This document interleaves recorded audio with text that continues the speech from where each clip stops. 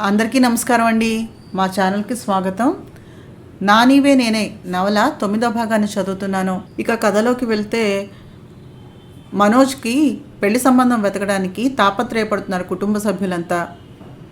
భాస్కరం గారు ఒక ఫోటోని తీసుకుని వచ్చి సంబంధం చూశాను, పెళ్లి చూపులకు వెళ్ళాలి అని చెప్పారు. మనోజ్ ఆ అమ్మాయి మయూరితోటి అంతకుముందు తనకు జరిగినటువంటి కాన్వర్జేషన్ గురించి శ్రీకాంత్కు చెప్పాడు. ఇద్దరూ మాట్లాడుకుంటూ ఉండగా మోహనను చూసి ఆ మాటలు అక్కడితోటి ఆపేశారు. ఏంటి మావయ్య నవ్వుకుంటున్నారు, కాఫీ తీసుకోండి అంటూ అందించింది మోహన శ్రీకాంత్ మనోజులకు. ఏమన్నయ్యా అమ్మాయి ఎలా ఉంది అని అడిగింది మోహన. నేను అదే విషయాన్ని అడుగుదామని వచ్చాను అన్నాడు శ్రీకాంత్ మోహనతో. మీ అన్నయ్య ఏమో కర్ర విరగదు పావు చావదు అన్నట్టుగా మాట్లాడుతున్నాడు అన్నాడు. నువ్వు ఊరుకు మావయ్య, పెళ్లి చూపులంటే మాటలా, వెళ్ళిన తర్వాత నచ్చలేదు అంటే బాగోదు కదా. అన్నయ్య కొంచెం ఆలస్యమైనా పర్వాలేదు, అన్నీ ఆలోచించుకున్నాకనే బయలుదేరు. నీకు చెప్పడానికి బాధగా అనిపిస్తే నేను చెప్తానమ్మా వాళ్ళతోటి. లేదు ఇంకా వేరే అమ్మాయిల ఫోటోలు తెప్పించమంటావా? సంబంధాలు ఏమైనా ఉన్నాయేమో చూద్దాం. మనకి వాళ్ళు నచ్చితే సరిపోదుగా, వాళ్ళకి కూడా మనం నచ్చాలి. ఈ మహానుభావుడితోటి ఈ రోగాల పుణ్యమా అంటూ నా పెళ్ళి ఎలాగో తొందరగా జరిగిపోయింది. కనీసం నీ పెళ్ళిలో అయినా ఎంజాయ్ చేయాలి నేను అంది మోహన. ఏయ్ మన పెళ్ళిలో ఏం తక్కువ జరిగిందే నీకు అడిగాడు శ్రీకాంత్ వెళుతున్న మోహన చెయ్యిని పట్టుకుని ఆపుతూ. చేసుకున్నావు లేవో పెద్ద, ఒక రిసెప్షన్ లేదు, హల్దీ లేదు, పార్లర్కి పోలేదు, కనీసం ప్రీ వెడ్డింగ్ షూట్ కూడా లేదు. కనీసం షాపింగ్కి గట్టిగా వెళ్ళావా? మన తాత పెళ్లి కన్నా ఘోరంగా జరిగిపోయింది నా పెళ్ళి. సారీ, నా తాత పెళ్లి కన్నా ఘోరంగా జరిగింది నా పెళ్ళి. పోనీ పెళ్ళయ్యాక హనీమూన్ అన్నావా? అది లేదు. నీకన్నా మీ ఆఫీస్లో పనిచేసే వాళ్ళ పెళ్ళిళ్ళు గ్రాండ్గా జరిగి ఉండుంటాయి. పోమావయ్య అంది మోహన కోపంగా చూస్తూ. ఇదేంటే ఉరిమి మంగళం మీద పడ్డట్టు ఏ సందర్భము లేకుండా ఇలా నా మీద పడ్డావు? ఇప్పుడేంటి మ్యాటరు? హనీమూనేనా? సరే పద వెళ్దాం. నేను వద్దంటే కదా నువ్వు హట్ అవ్వాలి. ప్రతి చిన్నదానికి కోపడకు బంగారం అంటూ గడ్డం పట్టుకుని చెప్పాడు అనునయంగా. మీ అన్నయ్య పెళ్లి గురించి మాట్లాడుతూ ఉంటే మధ్యలో అయిపోయిన మన పెళ్ళికి బాజాలెందుకు, ముందు వాడి సంగతి చూద్దాం అన్నాడు శ్రీకాంత్. అంటూ మూతి వంకరగా తిప్పి, అన్నయ్య మళ్ళీ చెప్తున్నానని మరోలా అనుకోవద్దు. నీకు కనుక ఇష్టం లేకపోయినట్లయితే ఫోటో చూసావుగా, ఇక్కడే వద్దని చెప్పు. ఏమాత్రమైనా నచ్చేలా ఉంటేనే వెళ్ళి చూద్దాం. నాన్నకు తాతయ్యకు భయపడి వెళ్ళి అమ్మాయిని చూశాక వద్దని చెబితే పాపం ఆ ఆడపిల్ల మనసుని నొప్పించిన వాడివవుతావు. అందున తాతయ్య నా వయసు ఉన్న పిల్ల అని చెప్పాడు. ఈ లెక్కన ఆ పిల్ల తల్లి తండ్రి కూడా ఆమె మీద ఎన్నో ఆశలు పెట్టుకుని ఉండుంటారు. అంతేకాకుండా ఆ అమ్మాయి చిన్నతనంలోనే వాళ్ళ బిజినెస్లో నష్టాల మూలాన డబ్బు విషయంలో కష్టాలు కూడా పడుతున్నారని చెప్పారుగా తాతయ్య. మనం మళ్ళీ ఇంకో కొత్త సమస్యగా కాకూడదు కదా, ఏ పనైనా ఆలోచించి చేయరా అంది సలహా ఇస్తున్నట్టుగా మోహన. అబ్బో చూసావా మావయ్య, ఆఖరికి ఇది కూడా నాకు సలహాలు ఇస్తోంది అన్నాడు నవ్వేస్తూ మనోజ్.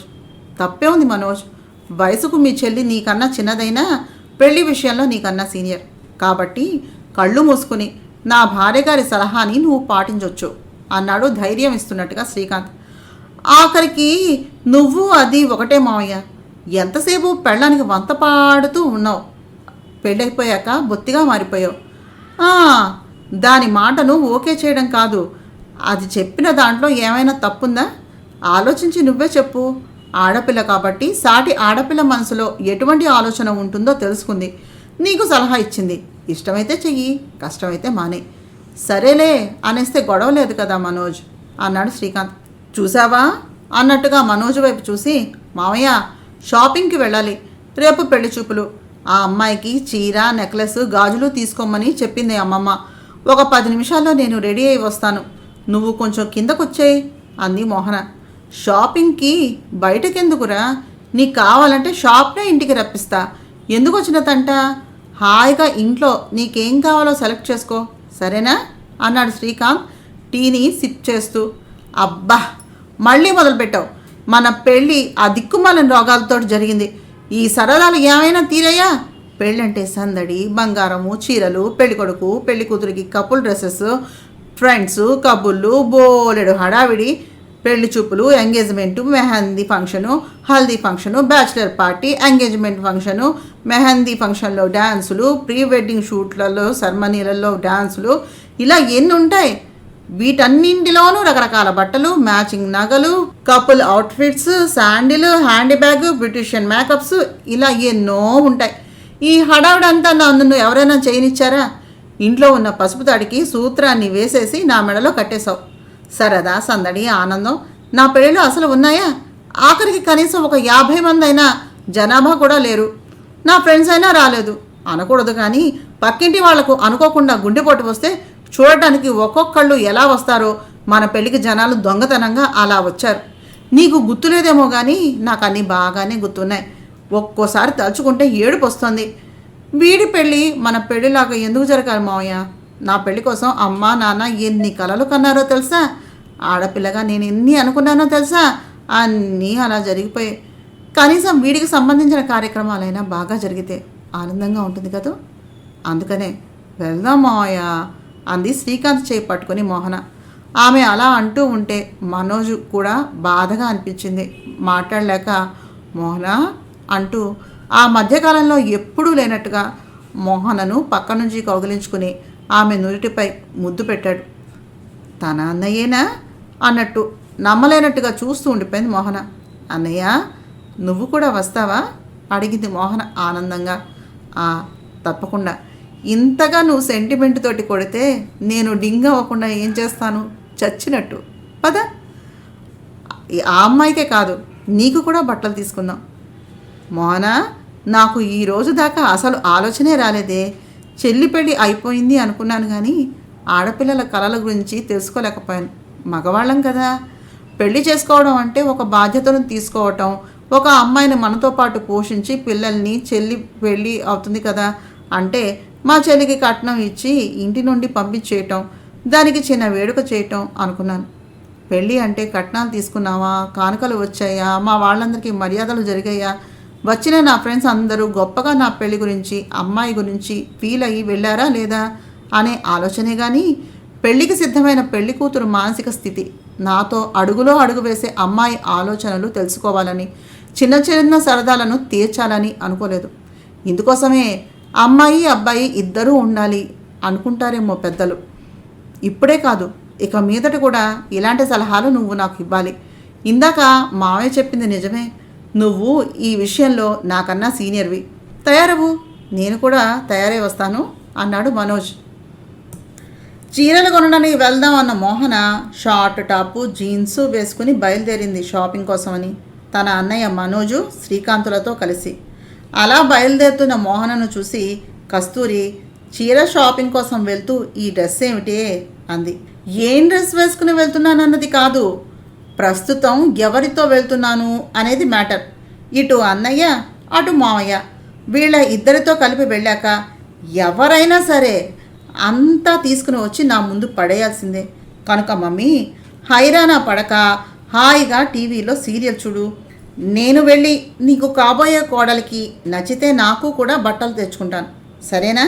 బాయ్ అంటూ కదిలింది కారు వైపు. శ్రీకాంత్ కారుని డ్రైవ్ చేస్తూ ఉంటే మనోజ్ ముందు కూర్చుని ఏదో మాట్లాడుతున్నాడు. మోహన వెనక సీట్లో కూర్చుని రోడ్డు మీద దృష్టి సారించింది. ఇంతలో ఏదో అనుమానం వచ్చి, మావయ్య కారు కొంచెం సైడ్ కాపి అటు చూడు అంది మోహన. ఆమె మాటలు విని ఆమె చూస్తూ ఉన్న వైపుకి చూశారు శ్రీకాంత్ మనోజులు ఇద్దరు. అక్కడ రోడ్డు మీద ఒక వ్యక్తి షర్ట్ కాలర్ పట్టుకుని నిలదీస్తూ ఉన్నట్టుగా లాగుతూ ఉంది ఎత్తుగా బొద్దుగా ఉన్న ఒక అమ్మాయి. ఆ అమ్మాయి పక్కనే నిలబడి కంగారుగా భయంగా చుట్టూ చూస్తూ అతనితో ఏదో మాట్లాడుతూ ఉంది మహతి. ఇంతలో అతను ఏమన్నాడో అతని కాలర్ పట్టుకున్న అమ్మాయి ఒక్కసారిగా రోడ్డు అని కూడా చూడకుండా ఆ అబ్బాయిని పట్టుకుని కొట్టడం మొదలుపెట్టింది. మరి అతను ఇంకేమన్నాడో సెల్ తీసి ఏదో చూపించాడు. అంతే, ఆమె పక్కన ఉన్న మహతి అబ్బాయిని పట్టుకుని కొట్టడం మొదలెట్టింది. ఇంతదాకా ఆవేశపడుతున్న మహతి పక్కన ఉన్న అమ్మాయి ఏడుస్తూ నిలబడింది. ఇంతకీ ఆ పక్కన ఉన్న యువతి ఎవరా అని చూస్తే ఆమె కోమలి. అసలు కోమలి ఇక్కడ ఎందుకు ఉంది? అలా ఎందుకు ఏడుస్తోంది? ఆ అబ్బాయి విసురుగా వెనకకు తోసేసరికి మహతి నేల మీద పడబోయింది. ఇంతలో ఎప్పుడు వెళ్ళాడో ఆ అమ్మాయి మహతి కింద పడకుండా ఆపడం కోసమని తన చేతులు అడ్డం పెట్టి పట్టుకుని ఏమయ్యింది అడిగాడు మనోజ్. అతనిని చూసిన మహతి షాక్ తిన్నట్టుగా మొహాన్ని పెట్టింది. ఏమైంది మళ్ళీ గట్టిగా అడిగాడు మనోజ్. అది అది అంటూ ఏదో చెప్పబోయింది మహతి. ఆమెను చేయి పట్టి ఆపేసింది కోమలి. ఏదో చెబుదాం అనుకుంటున్న మహతి కోమలి ముఖ కవళికలను చూసి చెప్పడం మానేసి తల వంచుకుంది. ఇప్పుడు మీరు ఏం జరిగిందో నాకు చెప్తారా లేదా? కంగుమని మోగింది మనోజ్ కంఠం ఆజ్ఞాపిస్తున్నట్టుగా. మేము ఇక్కడ దగ్గరలో ఉన్న బొటిక్కి వెళ్ళాం నిన్న. ఇది కొన్ని డ్రెస్సెస్ అక్కడ ట్రయల్ రూమ్లో ట్రై చేసి వచ్చింది. అంతా బాగానే ఉంది అనుకున్నాం. డ్రెస్సులు తీసుకుని వచ్చేసాం కూడా. మేము బొటిక్కి కొంత దూరం వచ్చేసరికి దీని ఫోన్కి కొత్త నెంబర్ నుంచి ఒక మెసేజ్ వచ్చింది. ఏంటని చూస్తే ఇది డ్రెస్ మార్చుకున్న వీడియో ఇంటర్నెట్లో అప్లోడ్ చేస్తానంటూ బెదిరిస్తున్నాడు ఇతను అంటూ అతని వైపు చూపించింది. ఈ గలాట అంతా అవుతున్నప్పుడు అక్కడికి వచ్చిన శ్రీకాంత్ కోమలిని బెదిరించిన అతడిని చూశాడు. ఇంచుమించుగా 40 ఏళ్ల పైనే వయసు ఉంటుంది అతనికి. అతని కూతురు లేదా కొడుకు కోమలి వయసు వాళ్ళే అయి ఉండవచ్చు. ముసలోడికి ఎంత ఆశ! వెంటనే ఈ విషయాన్ని మహిళల విభాగానికి సంబంధించినటువంటి పోలీసు వారికి ఫిర్యాదు ఇచ్చాడు శ్రీకాంత్. అమ్మో, ఇంకేమైనా ఉందా? ఈ విషయం కాస్త బయటకు వస్తే పరువు పోతుంది. ఇంట్లో వాళ్ళు తలెత్తుకోలేరు. అందరూ గేలి చేస్తారు. చివరికి ఆత్మహత్య చేసుకోవాల్సి వస్తుంది అంటూ కోమలత్వం అంటే ఎరగనట్టుగా ఉండే కోమలి ఏడవటం మొదలుపెట్టింది. అలా ఏడుస్తున్న ఆమెను చూస్తే చిరాకు వచ్చింది శ్రీకాంత్కి. చూడమ్మా, నీ పేరేమిటి అడిగాడు శ్రీకాంత్ చిరాగ్గానే కోమలిని. నా పేరు కోమలి అండి చెప్పిందామె. చూడమ్మా కోమలి, చాలా విషయాలు బయటకు రాకుండానే పోలీసు వారు నేర్పించగలుగుతారు. అయినా ఇదేమీ పెద్ద విషయం ఏం కాదు. దీనిలో నువ్వు చేసిన తప్పు ఏమీ లేదు. ఈరోజు అతని ఫోన్ లాక్కొని లేదా అతని డేటాను లాక్కొని అతన్ని బెదిరించేసి ఇక్కడ నుంచి నిన్ను తప్పించి పంపించవచ్చు. కానీ ఇదే విధంగా ఇతను ఇంతకు ముందు చేసి ఉండవచ్చు. ఇక మీదట కూడా చేసేటటువంటి అవకాశం ఉంది. దీనికి పరిష్కారం ఎక్కడా? చదువుకున్న నీలాంటి వాళ్ళు కూడా ఆలోచన చేయకపోయినట్లయితే ఎలాగమ్మా? ఈ విషయం బయటకు రాకుండా చూసేటటువంటి బాధ్యత నాది. ఇక్కడ ఇలా ఏడుస్తూ ఉండడం ఎందుకు? కానీ పదండి, కాసేపు అలాగ తిరిగితే మనసుని మరోవైపుకు తిప్పిన వారవుతారు. అలాగే వెళ్ళి ఏదైనా తిని వద్దాం అంటూ మోహనకి సైగ చేసి కోమలిని మోహనతో కలిపి నడుస్తూ మనోజ్కి మహతికి ఒకరితో ఒకరు మాట్లాడుకునే అవకాశాన్ని కల్పించారు ఇరువురు. కోమలి నుంచి మహతిని శారీరకంగా కాసేపు దూరం చేయగలిగాడు మనోజ్. కానీ ఆమె దృష్టిని మరచలేకపోయాడు. ఆమె చూపులు కోమలి మీదే ఉన్నాయి. ఆ అమ్మాయి ఇంకా అదే మానసిక స్థితిలో ఉంది. వారిద్దరి మనస్థితిని అంచనా వేసిన మోహన, ఇదిగో ఐస్ క్రీమ్ పార్లర్, లోపలికి వెళ్దాం పదండి, ఈరోజు ట్రీట్ నాది మావయ్య అంటూ శ్రీకాంత్ వైపు చూసి కన్ను గిడుతూ అక్కడ టేబుల్ దగ్గర కూర్చుంది. తప్పకుండా, నీకు ఏది కావాలంటే అది చెయ్యి అన్నాడు నవ్వుతూ శ్రీకాంత్. ప్లానింగ్ ప్రకారంగా మోహన్కి అటు, శ్రీకాంత్కి ఇటువైపున కోమలి, కోమలి పక్కన మహతి, మహతి పక్కన మనోజ్, శ్రీకాంత్ వచ్చేలాగా కూర్చున్నారు.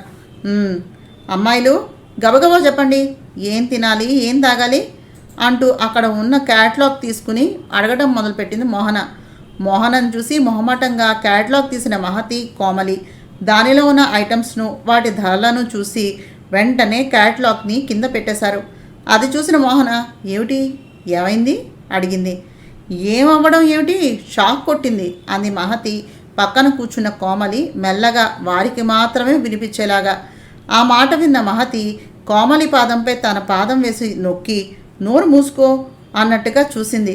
కోమలికి మాత్రమే వినిపించేలాగా చెవి దగ్గర చెబుతూ ఔచ్ అని అరిచిన కోమలి మహతి వైపు తిరిగి కోపంగా చూసింది.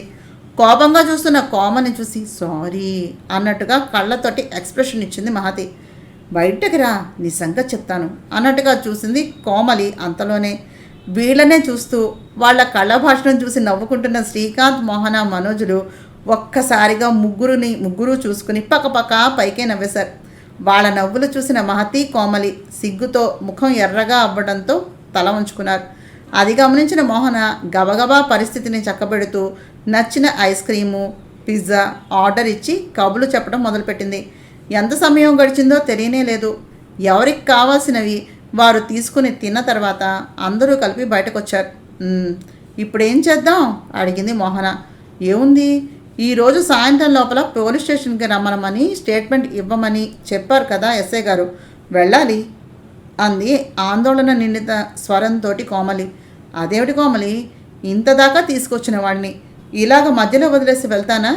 నీతో మా మనిషిని పంపిస్తాను, అతని వెంట ఆ పని చేసుకుని ఇంటికి వెళ్దు గాని, కంగారేమీ లేదు అన్నాడు శ్రీకాంత్.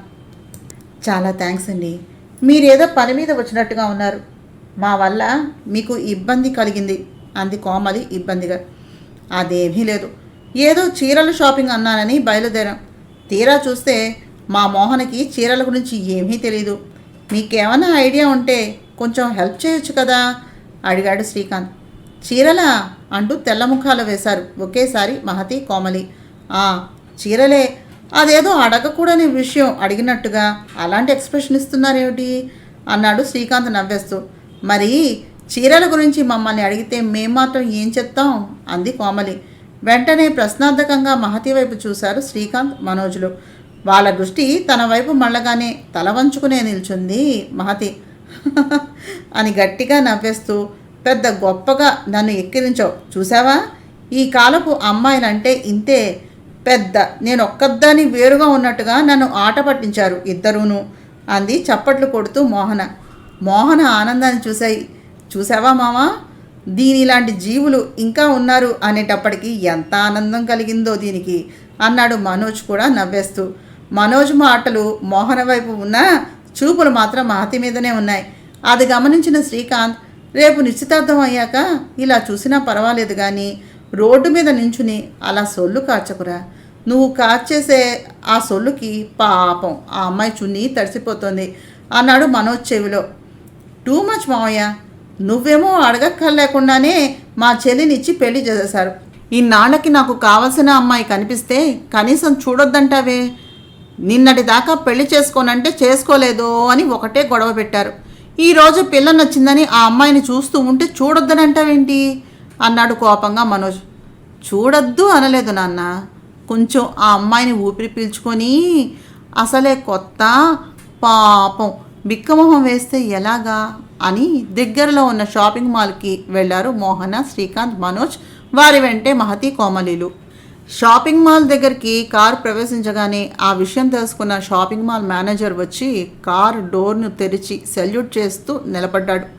అది చూసిన మహతి, కోమలికి ఆశ్చర్యంతో తలమునకలు అవుతూ ఉండగా ముందే కారు దిగిన మోహన, శ్రీకాంత్, మనోజులు అలాగే కారులో కూర్చున్న మహతి, కోమలీలను చూసి ఏంటి అక్కడే ఉండిపోయారు, దిగండి అన్నారు. రావే అంటూ మహతిని కారు నుంచి బయటకు లాగింది కోమలి. షాపింగ్ మాల్లో అక్కడున్న చీరలన్నింటినీ చూసి, కోమలి, నేనైతే ఈ షాపింగ్ మాల్ గుమ్మంలోకి అడుగు పెట్టడానికి కూడా ధైర్యం చేయను అని మహతి చెవి దగ్గర చేరి చిన్నగా అంది. ఊరుకో, వాళ్ళకు వినబడుతుంది అంది మహతి.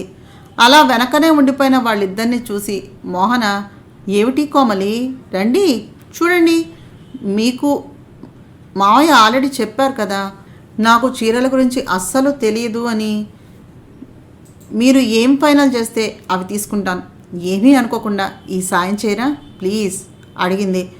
భలేవారే, మాకు తెలియదు కానీ ప్రయత్నం చేస్తాం అంటూ అక్కడ ఉన్న చాలా రకాల చీరలు, మ్యాచింగ్ బ్లౌజులు, వాటి మీదకు సరిపోయేటట్టుగా ఉండే నగలు, పర్సు, శాండిల్స్, క్లచెస్, ఇలా రకరకాలు చూడటం మొదలుపెట్టారు.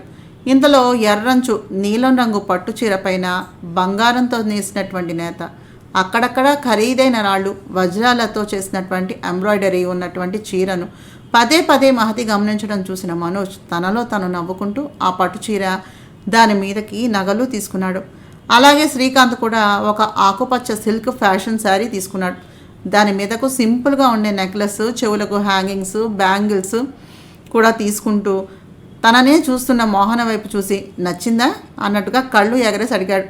అది చూసిన మోహన ఎక్సలెంట్ అన్నట్టుగా సైగ చేసి చీర ప్యాక్ చేయిస్తున్న మనోజ్ను చూపించింది. తర్వాత జెంట్స్ సెక్షన్కి వెళ్ళి మనోజ్ చేత రకరకాల సూట్స్, లాల్చీ పైజామా సెట్స్ ట్రయల్ చేయించారు.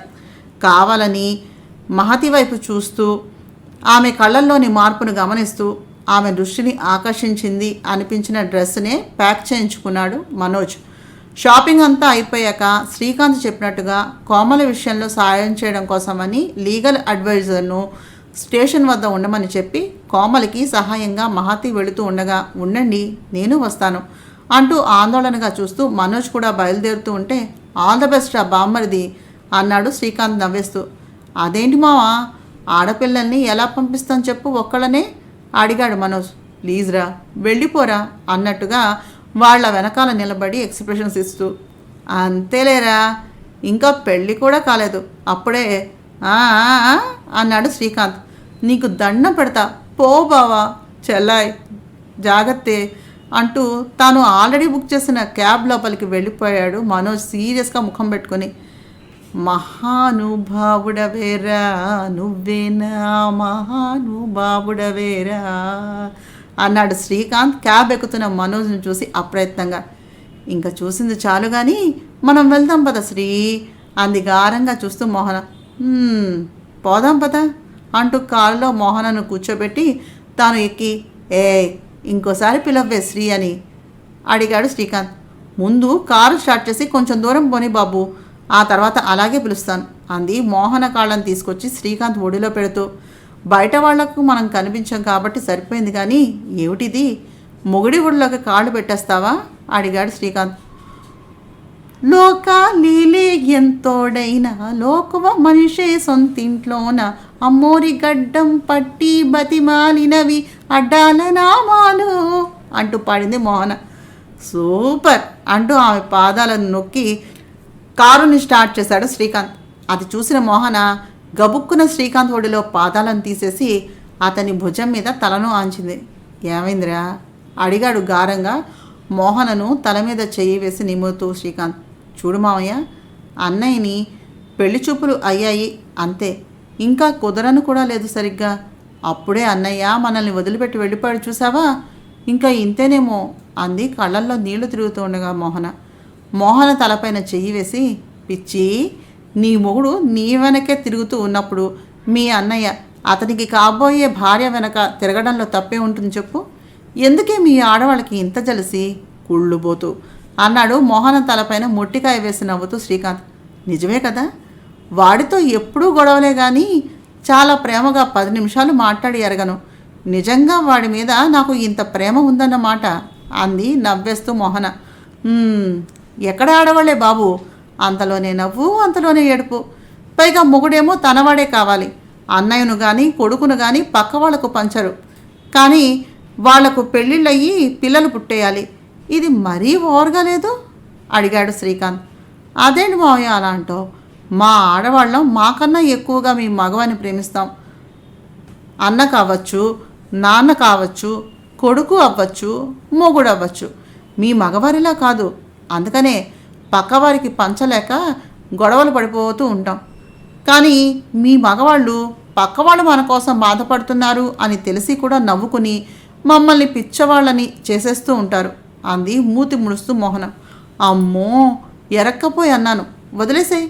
నువ్వు అలా మూతి బిగిస్తే చూస్తూ ఉండలేను బుజ్జి ప్లీజ్ అన్నాడు శ్రీకాంత్ జాలిగా ముఖం పెట్టి. అతని ముఖాన్ని చూసి ఆపుకోలేక నవ్వేసింది మోహన.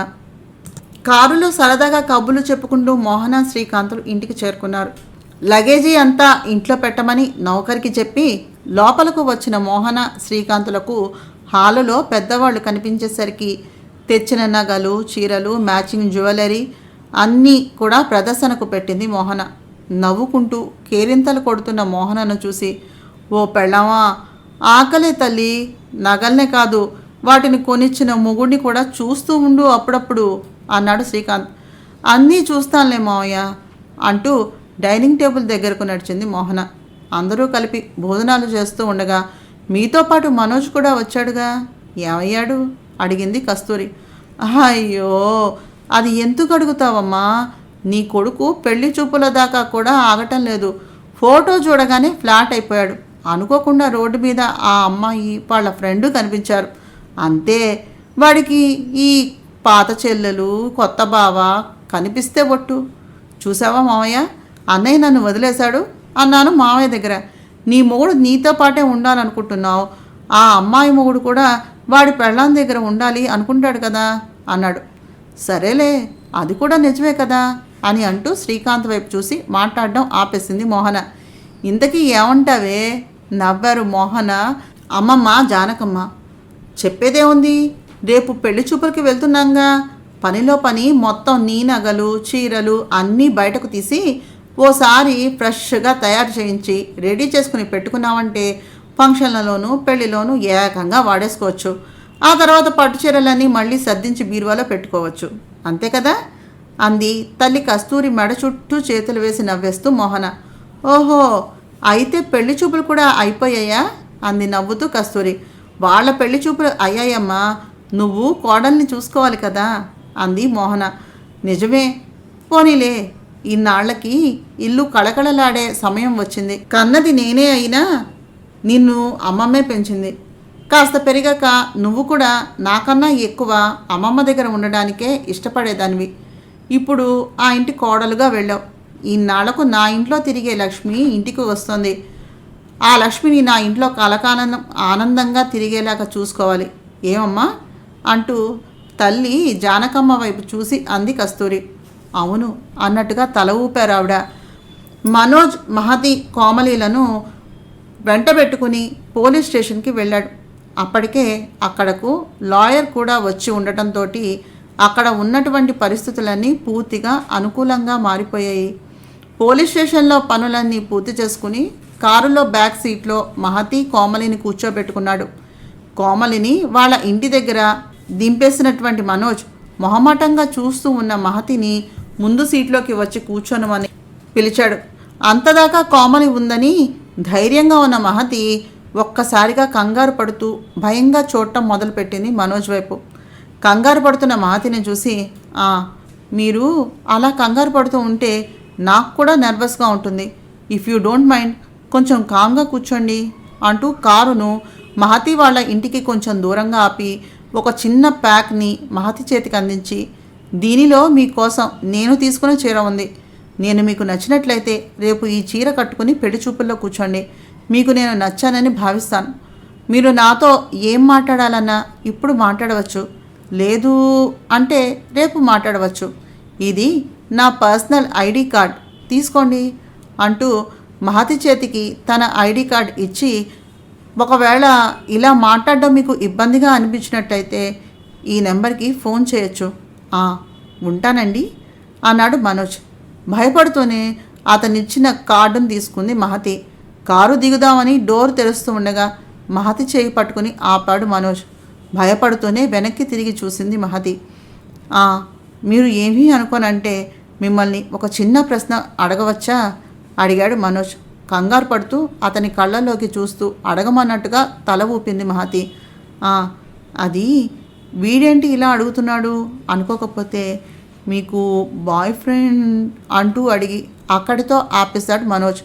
తెల్లబోయిన మహతి కాసేపటికి తేరుకుని నవ్వుతూ లేదు అన్నట్టుగా మౌనంగానే తల ఊపింది. థ్యాంక్స్ అంటూ నవ్వి గుడ్ నైట్ అన్నాడు మనోజ్. అతనిని చూసి నవ్వి గుడ్ నైట్ అంటూ కారు దిగి బాయ్, మీరు వెళ్ళండి, నేను వెళ్తాను అంది మహతి. పర్వాలేదు, మీరు ఇంట్లోకి వెళ్ళండి, నేను బయలుదేరుతాను అన్నాడు మనోజ్ మహతిని చూస్తూ. సరే అన్నట్టుగా తల ఊపి ఇంటికి బయలుదేరింది మహతి. ఇంటికి వచ్చే వరకు ఎన్నిసార్లు వెనక్కి తిరిగి మనోజ్ వైపు చూసిందో ఆమెకే తెలీదు.